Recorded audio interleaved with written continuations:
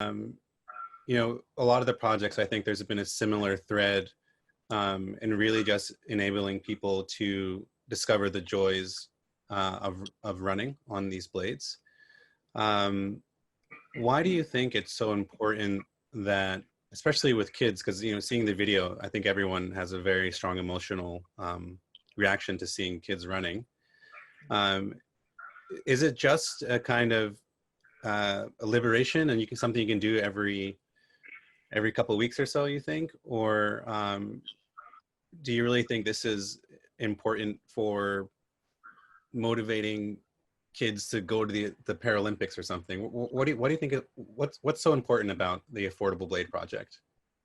Yeah, I think that I think that a little bit of everything. I would never fully presume that I can answer this question for every individual, because I think everybody's purpose or why they would want to do things are different. But it's the ability to just live fully. It's the ability to be fully human. And I'm not saying that if you have a prosthetic and you don't have access to a running blade, that you're not fully human in that, in that literal sense. But, being able to run is part of just life, whether you're, as a kid, you want to play on the playground, and you're playing tag or chase, or, you're running after a ball, whatever it may be. And prosthetic technology has changed drastically in the past 10 years. If, going back 20, 30 years, it's in a different, in a different atmosphere. But, for me, if I have my, kind of everyday walking leg on, and I'm running or playing sports, like it's not as functional as what a actually running blade would allow me to do. So, I think that it just unlocks that potential. There's an emotional and a mental aspect to that. There's a feeling of normalcy aspect to that. There's a desire to just be active and healthy aspect to that. So I think that there's so many different perspectives from different people across the board. And there are a lot of amputees that have zero desire to run, and that's totally fine. We're not saying that, every single person, until they have a running blade, can't be normal. But what we do know is that there are millions of people that, because they don't have access to prosthetic technology, they can't run.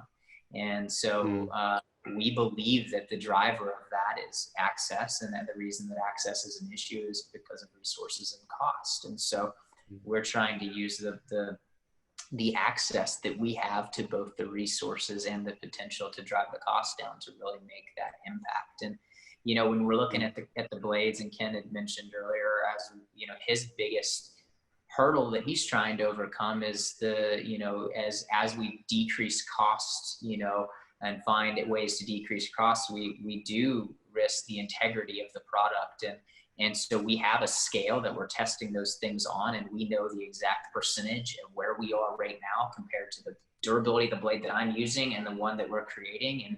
And we, we're basically trying to, narrow that margin as much as possible. At the same time, we realized that the blades that we're designing, and the audience that we're designing for, every person who's putting this blade on is going to go and put 6 times their body weight of force into the ground using it, which is what I'm doing every step that I take with the blade when I'm sprinting. And so the blade doesn't have to be as durable from that standpoint. So someone going and jogging on the blade, or when I'm just jogging on the blade, I may be putting 1.5 times my body weight force into the ground, maybe 2 at the most.